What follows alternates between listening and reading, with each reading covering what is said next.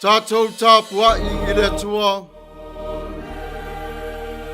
O le lalolangi ma mea uma o tumuai. Wale li ia. Le atu laulau mai o nonofuai.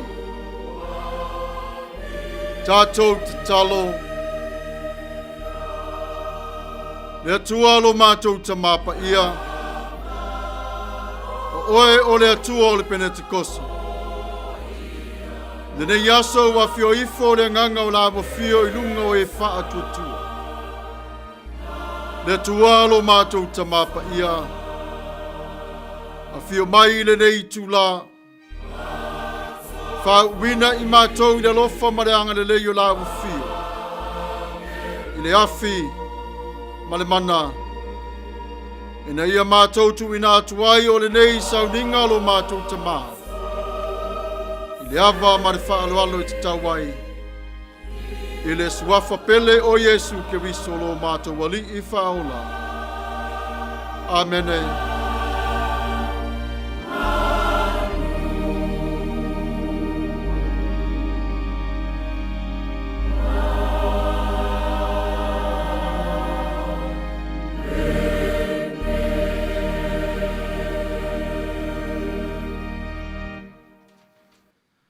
Tatou vivi atu I le atua I le pese ua saunia.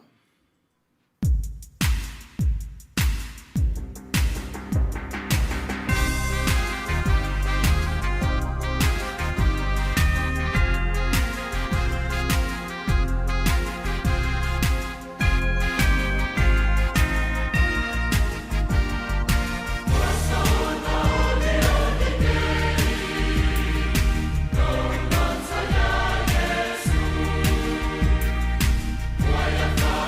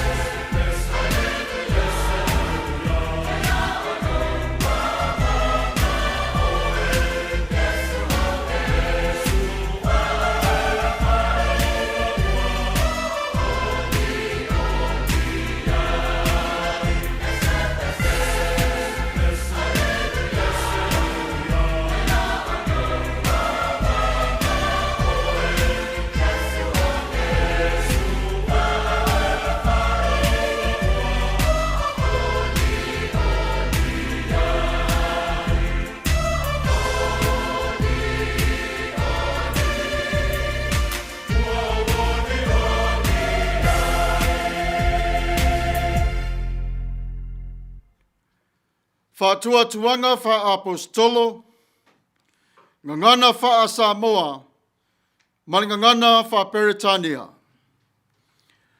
Wa o whātua tua I le atua le tamā, o le ona le malosi umalava, o le na whaia le langi ma le lalo langi. Wa o whātua tua fo'i a Yesu Keriso o lo na alo e toa tasi o lo Tatou Alii. O le na whanau e le anganga Paia, na whanau mai a Maria le Tapuai. O le na puapua ngā tia I le pule a Pontio Pilato, sa whasa taurina, sa maliu, sa tanumia, no o ifo I se oli, o le aso tolu na toe tu mai ai na ye uoti. Na afio ai le langi, o lo wanofo o ia I le tu tamatau o le atua le tamā, o le eona le malosi umalava, o le a toe afio mai o ia e whamasino I e ola a toa mai uoti. O whatua tua I le anganga Paia, o whatua tua I le kale sia Paia e au fiaino uma, I le mare mafutanga le au Paia, mare wha mangaloina o angasala, mare toi o le mai o le tino o le tagata, I le mare ola e whaavavau. Amene. United Church of Christ, statement of faith in the form of a doxology. We believe in you, O God, eternal Spirit, God of our Savior Jesus Christ and our God, and to your deeds we testify.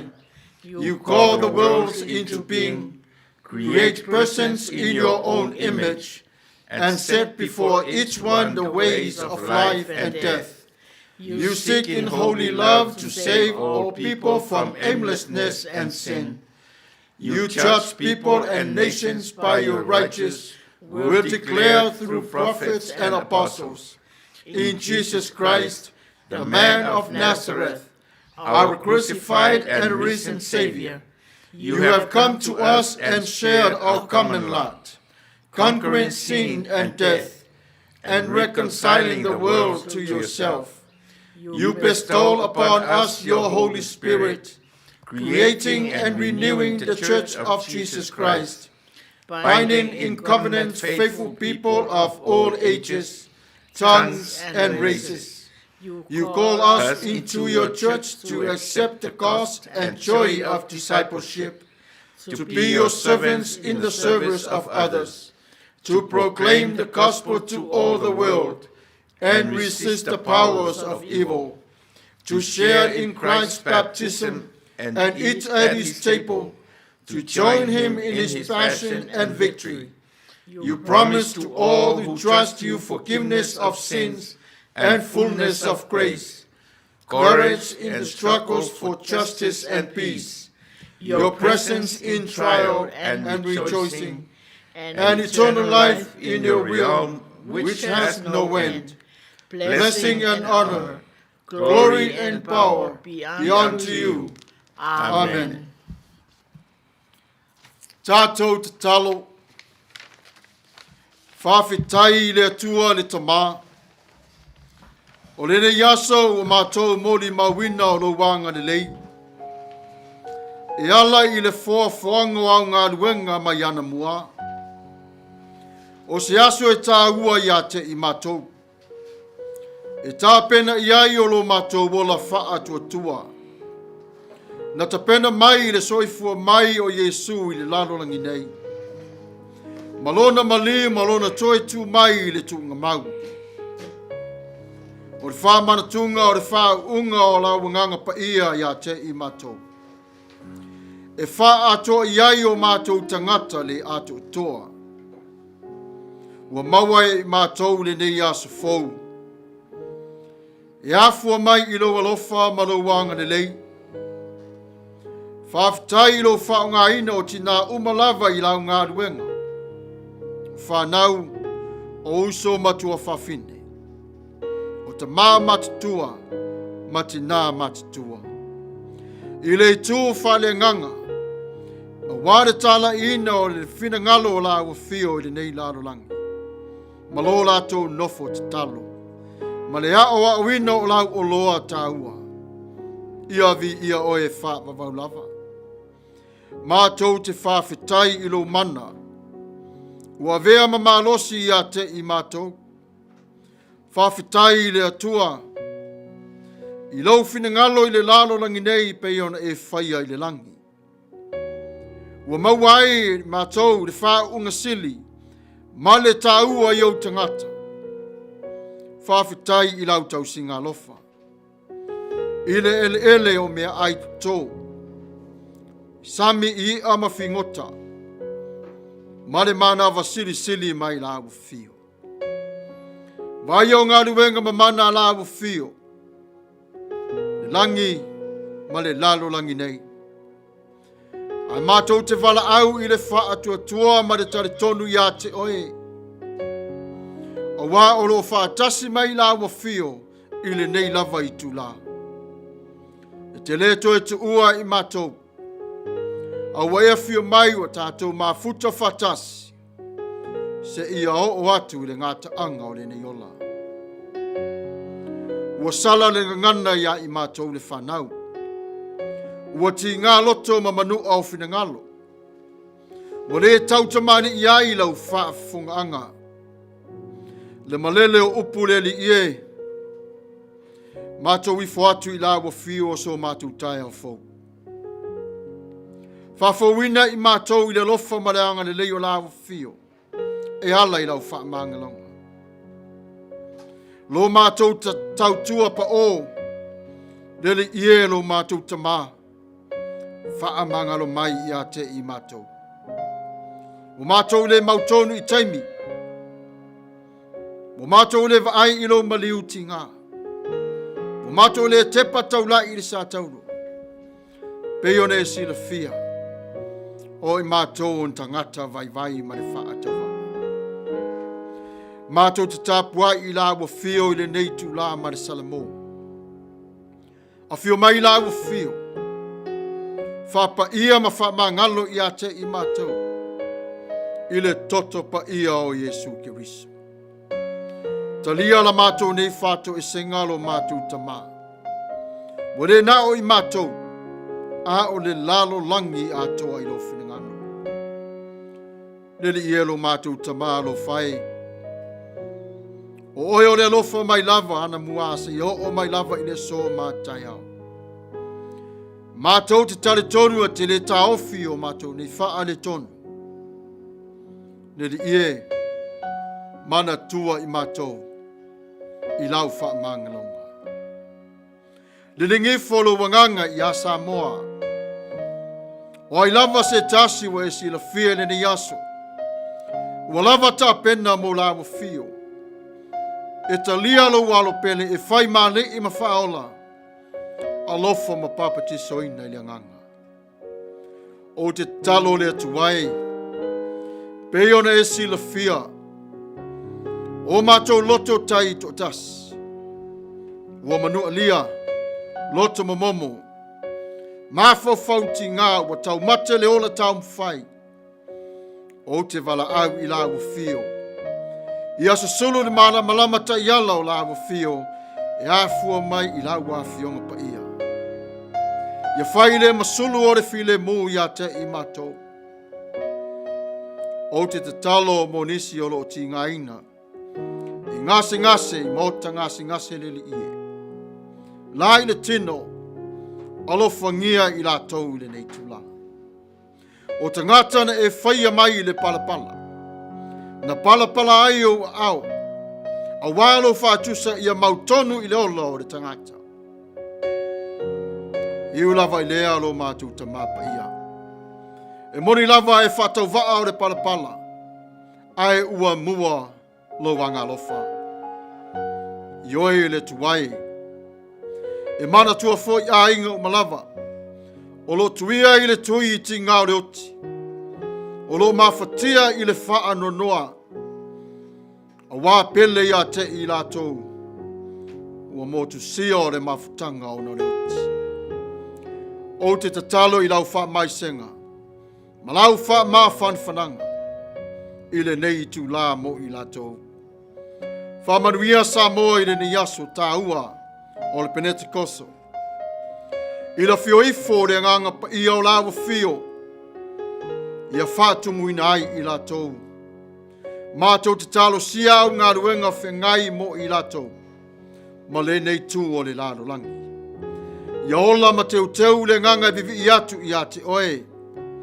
Ia maua e Samoa le file mu. E afua mai ate i mātou tangata taito tasi. Ia o mātou no sa pai o le file mu mai ate oe. Ia mapu ma malo lo nuu i le nei tū la. O le pōfo i olo o mua mua. Ma le wha moe moe i whanunga le leia lagu fio. E auri ai i le Manuia le aso o mua mua. Ia Manuia Samoa. Tutuila ma manua. Amerika ma le lalo langi tele. Atu ai i le toto o Yesu Keriso. O lo mātou walii ma le whaola. Amene.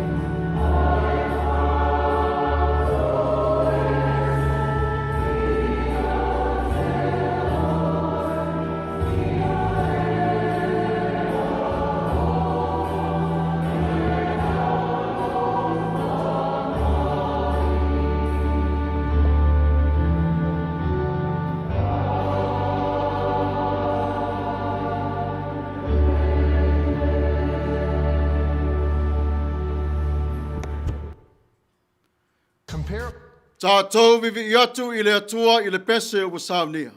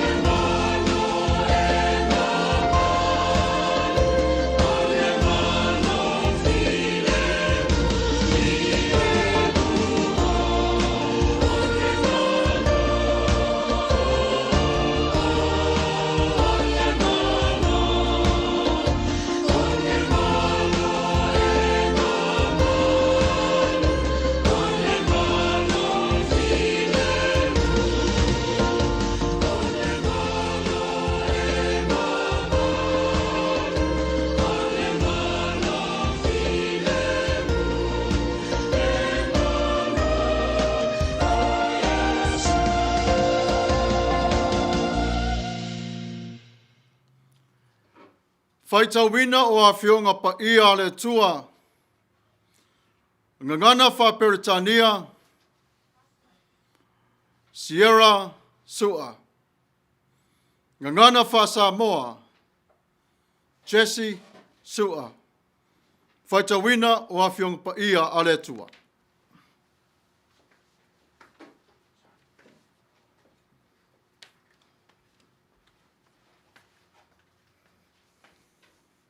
Our Bible reading for today will come to us in the New Revised Standard Version with the book of Acts, chapter 2, verses 1 through 21. When the day of Pentecost had come, they were all together in one place, and suddenly from heaven there came a sound like the rush of a violent wind, and it filled the entire house where they were sitting. Divided tongues as of fire appeared among them, and a tongue rested on each of them. All of them were filled with the Holy Spirit and began to speak in other languages, as the Spirit gave them ability. No, they were devout Jews from every nation under heaven living in Jerusalem. And at the sound of the crowd gathered and was bewildered, because each one heard them speaking in the native language of each. Amazed and astonished, they asked, "Are not all these who are speaking Galileans? And how is it that we hear each of us in our own native language?" Parthians, Medes, Elamites, and residents of Mesopotamia, Judea and Cappadocia, Pontus and Asia, Phrygia and Pamphylia, Egypt and the parts of Libya belonging to Cyrene, and visitors from Rome, both Jews and proselytes. Cretans and Arabs in our own languages, we hear them speaking about God's deed of power. All were amazed and perplexed, saying to one another, "What does this mean?" But others sneered and said, "They are filled with new wine." But Peter, standing with the 11, raised his voice and addressed them. "Man of Judea and all who live in Jerusalem, let this be known to you, and listen to what I say.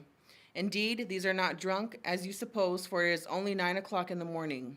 No, this is what was spoken through the prophet Joel. In the last days it'll be, God declares, that I will pour out my spirit upon all flesh, and your sons and your daughters shall prophesy, and your young men shall see visions, and your old men shall dream dreams. Even upon my slaves, both men and women, in those days I will pour out my spirit, and they shall prophesy. And I will show portents in the heaven above and signs on the earth below, blood, fire, and smoky mist. The sun shall be turned to darkness and the moon to blood before the coming of the Lord's great and glorious day. Then everyone who calls on the name of the Lord shall be saved."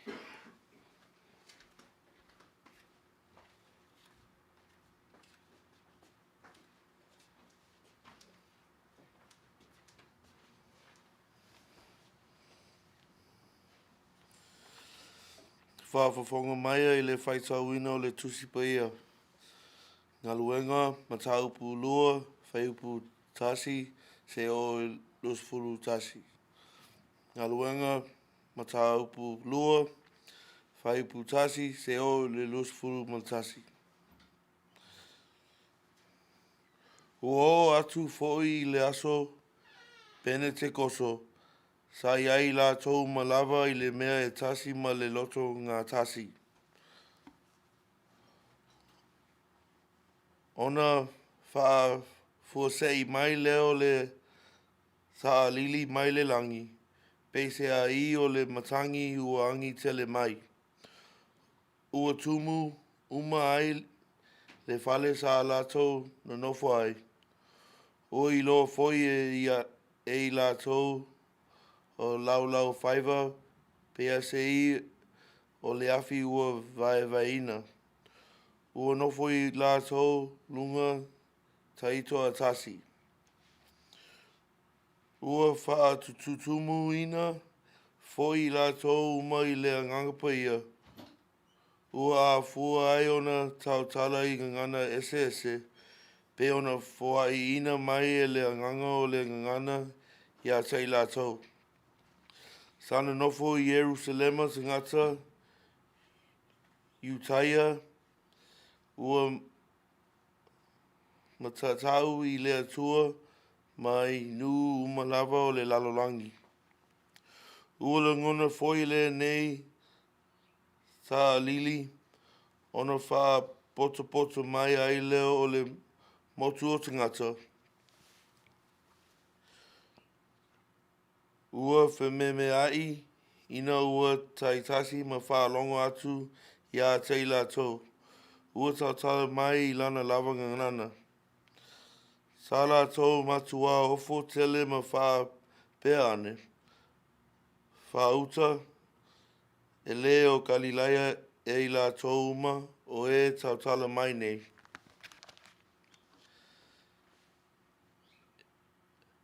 E wha pe whea foi ona tātou taitasi ma whaalongo atu I lana lava ngangana na tupu mai ia.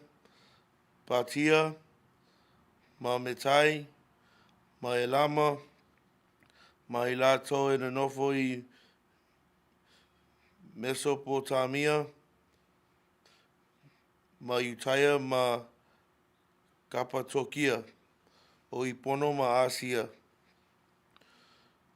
O I Ferukia, ma Pafulia, o ai kopito ma ni vaenga o Lipua, ua tuoi ma Kurene. O e ua au mua foi mai Roma, o Utaya, mo e ua liu loto Utaya. Gereta ma Arapi, ua tātou whalongo atu ia teila tau o loo tautala mai, ia tātou lava ngangana, I wā vengo lea tua. Ua la tō ofo lava, ma whameme ai,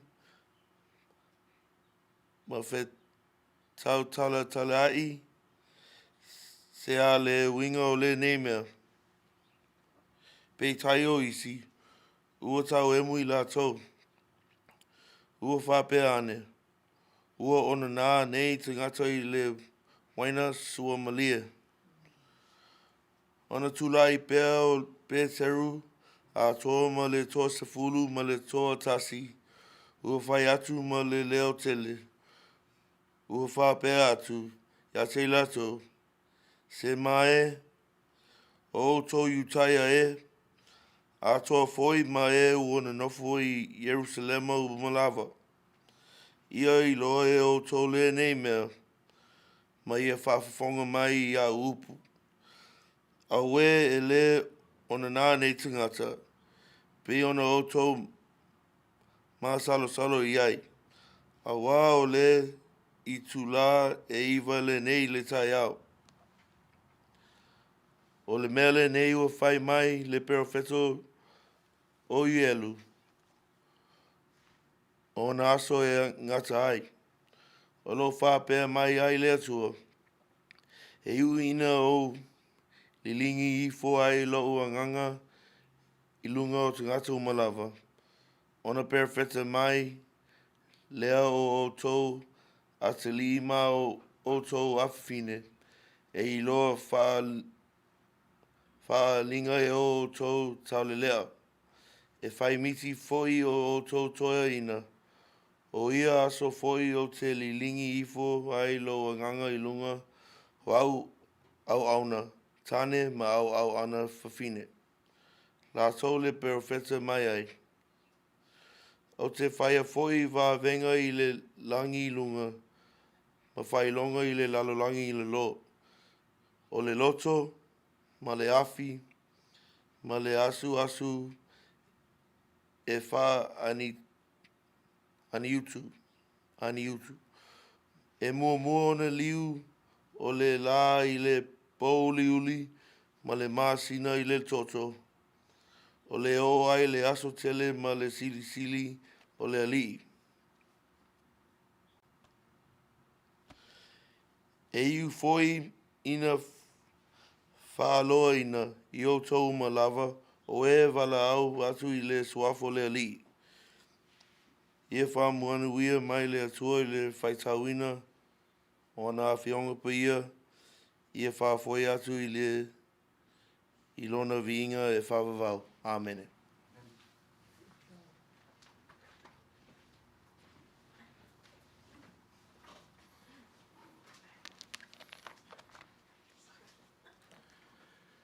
O le launga I le suafa manu malo o le tua le tamā. O le tua le alo, o le tua le ngang Paia. O le matua e whapea. Suia uma. Suia uma. Ai tātou te le ianga i atu i le upu le tai au e whapea. Mo lausi la fia. O le upu Pentekoso. O le upu lea e whanau mai le upu e leni e tā ua. Pentekose. O lona winga. 5 E whaasino le tau sa minga tangata iuteia. Na wha manatuina i le 5 asu. E wha manatu ai le ulua i fua o whatuanga o sereselenga. Ua lawi loa fo i e whapea. Tau sa minga o vaiaso. Ma le tau sa minga o le 5 asu. Wa tā ua fo'i i te tonu o le ngangana whakerisiano e whapea. O le aso whanau ole e kālesia.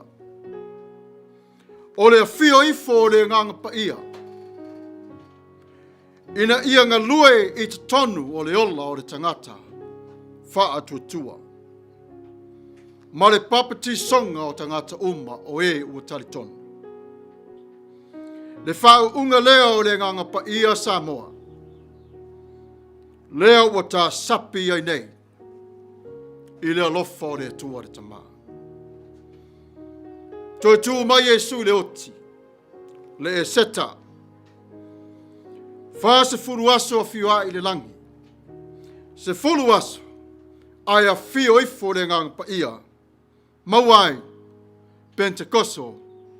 5.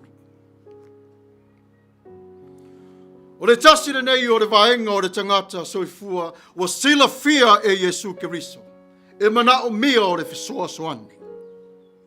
Ina ia tā pena i le tangata o la faa tuatua. Le ola fau mai ia te ia. Ina ia ngā lue i le moni ma le wha maoni. I le suafa o le tua. Wa mauti noa le leia Jesu le ato o toa o tangata e tau tuaina le fina ngalo le tua. Tanga i fo i lana uso. Na papatiso uma e ila tau i le ngang paia. Manatu Jesu.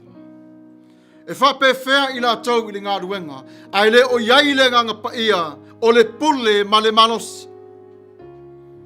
E whape whea o na moni ma wha maoni ra latu tamu whai. A whio mai le nganga paia. Pei o le afi. Pei o lau whaiva. Wai o la ulu. Tomu. Ma whapa ia i a te i la tau. O le whainga rea e tātou e mori mawai le nganga paia. O le atua i le nei vai a sa. Samoa. O lo waso. Whaau le nei. Le tāiao o le Pentekoso. Le tāiao o le tō whā o le atua wali linga ifo i lunga i ate o tau. Manuia le taupulenga. Le tāiao wa whio ifo le nganga paia. Wa wha tumu inai o whingalo loto o manganga. Le nei lava le tāiao sili Samoa. Wa mori mawai le tuspa ia ua whaia le whinangalo fola o Jesu Keriso. Whe mai o le a o waruae i le tamā. Ai a whio mai o le ngang pa ia. Nā te tai ma wha atonu i o wala. E te mawai o le mana. O le malosi. E te ngangana i fōi le ngangana. O le tala le lei. Ai le o le ngangana. Whaia e tangata. Le au so, nano nofo ma wha tali. Sa mua i la tau le ustai. Tausi o le wha tua. Muri ane. Oli. Ina ua tau nuu pola inga Jesu Keriso. Sa tua ia i la tau ona o ava ona. Tatou wha whongam wharango longo le a whionga le tua le nei tai. Tula i Peteru ma ua ia whai o se launga matautia. Whapewhea o no tautua. Ia i la tau le māsaro salonga. E leo ona nā i la tau i le waina ona. A o lea nganga o lea tua. Wafu ai o le nei tai au. Le aso sili lea ona tāua i le au so o Yesu. E le nā o i la tau se laulu o se folu. O e Samoa e tāua. O e si ufonga o le tai au fau e tāua. E te a fia umai te tonu o le ne yaso. Le aso wani lingi ai e le tua. Lo nā nganga i a te oe. A lele wa inga ngana ai fi mai whawhitai i lea lii. O ia o le ola ma le malosi. Ua o wolai.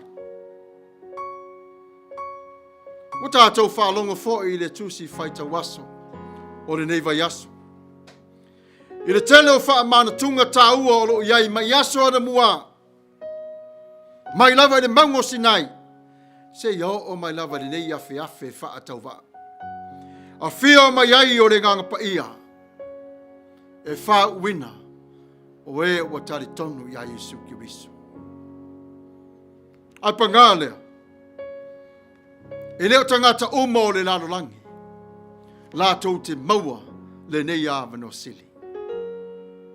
E wha manatu uma e le lalo langi a toa o Kerisiano. O nisi. La tau te le au maua le nei Manuia. Ua ve ai o le nei aso tā ua mapine wha mau. E wha manatu ai i le soifua o le nei ola. I le tā ua o le nganga Paia i a te i Tatou. A le ai le nganga Paia o le tua i a te oema. Na o whaafi tā uli lava.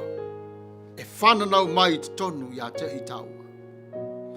A o le nganga Paia o le tua whe mai e whaafau inai o lo Tatou wola. A vea i Tatou matangata ato atoa i le sila whanga le tua. Whetalai Yesu.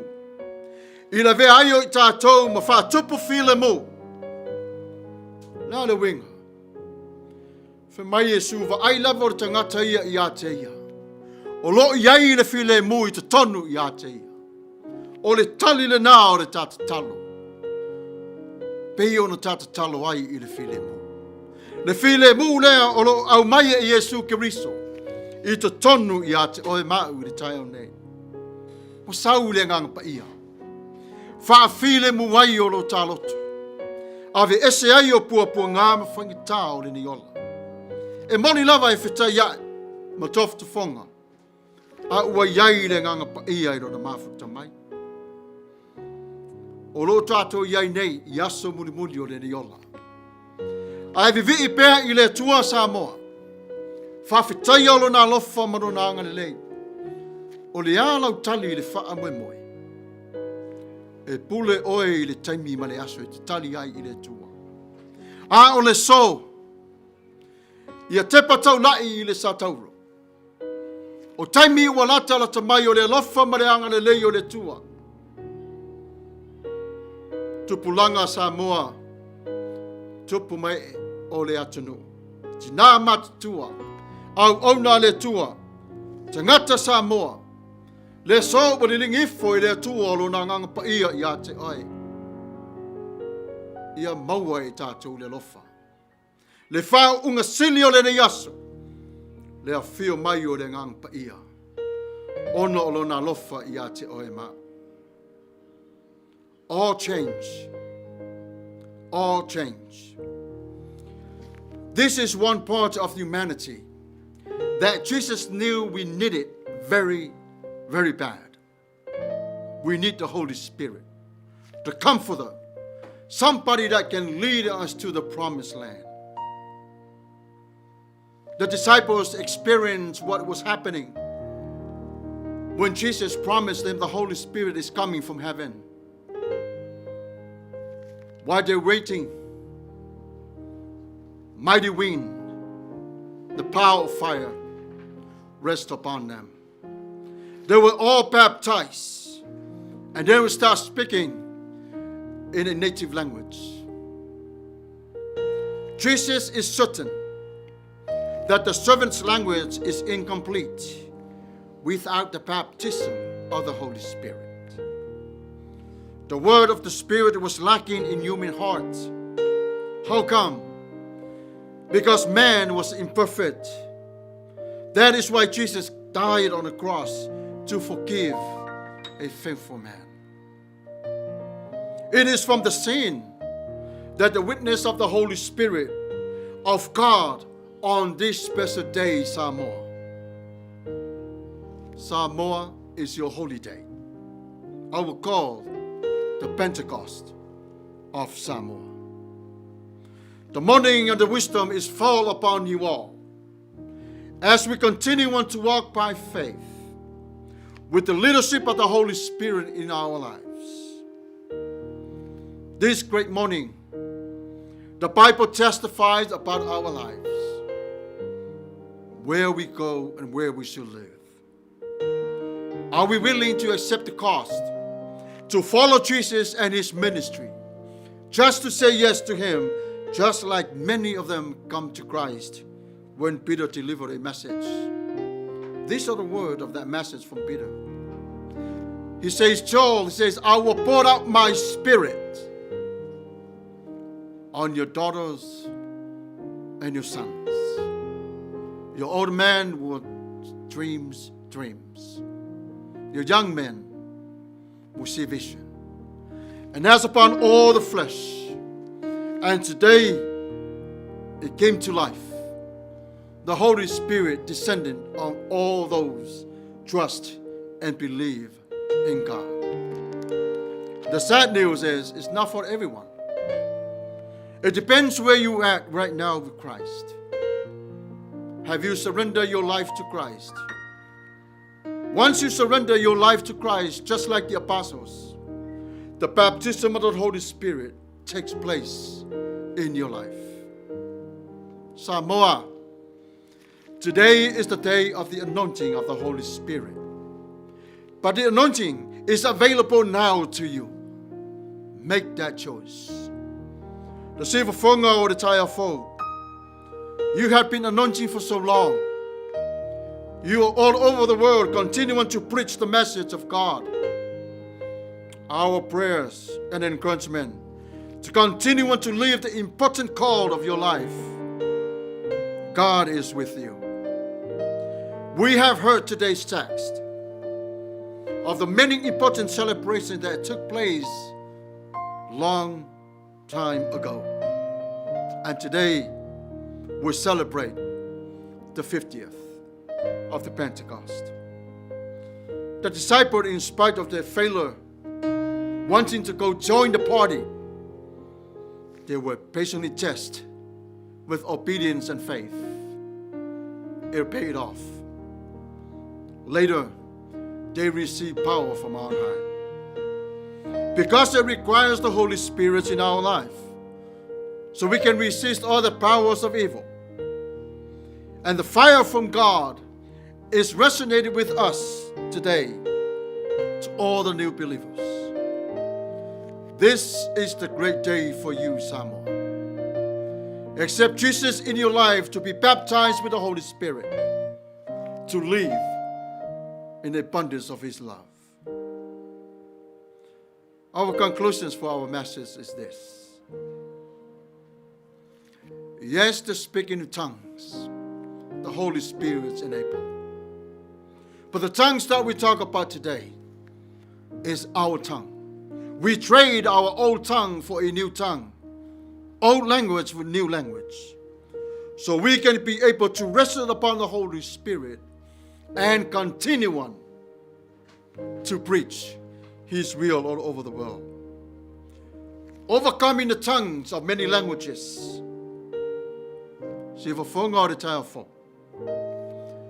You have done that part so far and very well. Many who come to Christ because of your mission. Many who understand who God is in their life because of your mission. Just like when many villagers joined Jerusalem and they all came to Christ. This message is nothing. There's no use if we don't make that relationship with Christ. It is the call to accept Christ in your life. To be baptized with the Holy Spirit. We have to make that room for Christ, the special room in our hearts.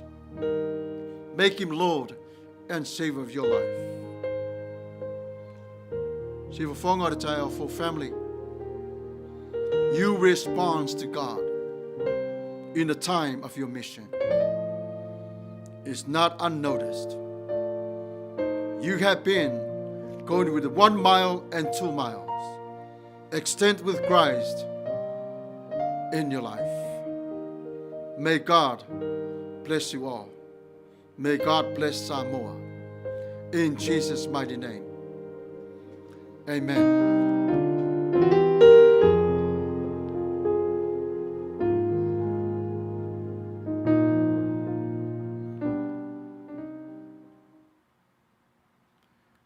Tatou vivi atu i le atua i le pese o Sauniga.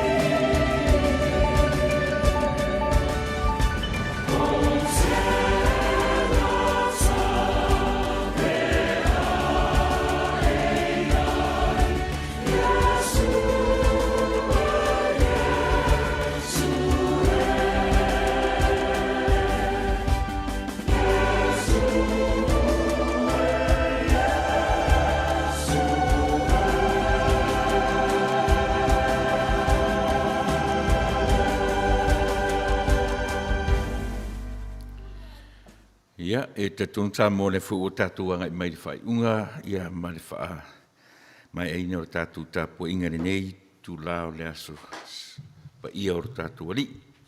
Mo le atu ngang whaftai, nau sunga i le whai au, ia e tu sao le soi fuata pena, i le sa ilinga, ia ma le soi fua sa ili a fionga le atua, e Manatu ai le whaingofie, ia e whaftai le anga le lei whaasoa le atua i lo soi fua maleola, ia ua mawhai o te pena i nai lana upu, ia e whaalele atu i le larolangi te le, o le ngata i to tonu o le four wall o le nei potu le titi, ia o mawhai o na lele atu le upu o le atua, i le larolangi o lo whaamuni mai so se tafo le nei ke lope.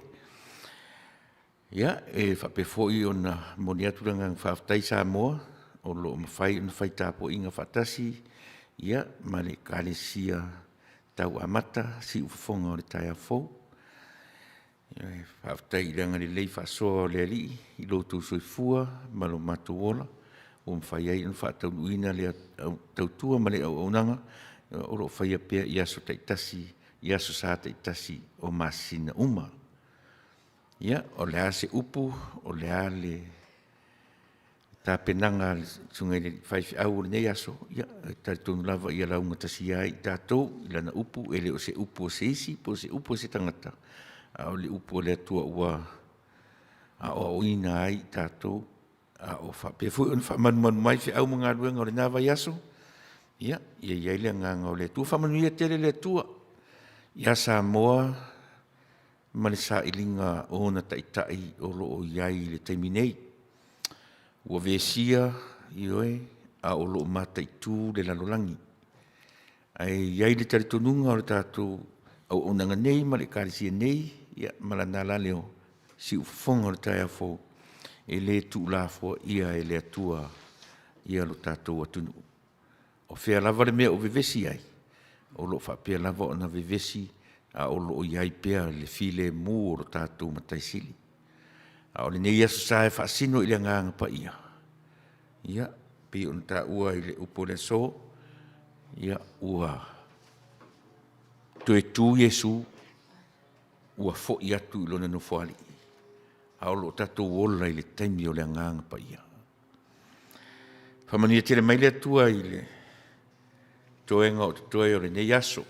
Whamania le atua po a lava, ia tūlanga o lo iai le Tatou whainga malo i sa moe le so, ia iai au whamanuia o le atua i o la tolunga. Ia filifili, ma le amia tonu, ia iai le mana o la ufio, ia i la tu uma, pe tau nuu, pe le tau nuu. A o lo i la ufio, le whata o tonga o le malo si o mātou atunu.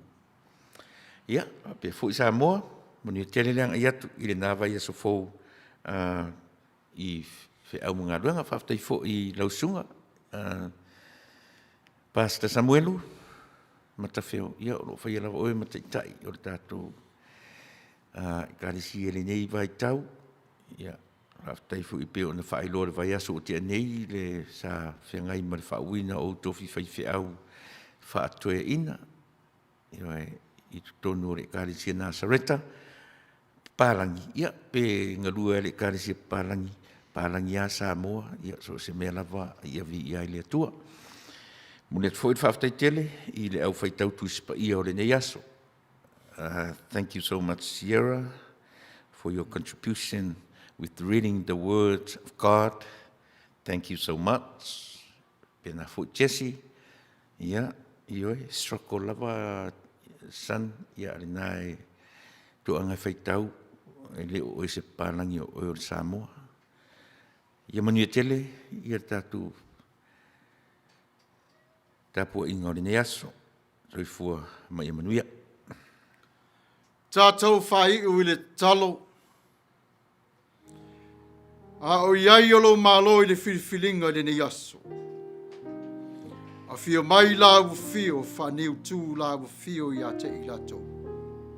Iai lo ai o le afi, o le toto ma le masina mai a te oi. O le nei aso o le li. Ia Manuia Samoa. ai ola si fafonga o le tai au fau mana tapo inga. I le suafa o Yesu Kiriso. Amene.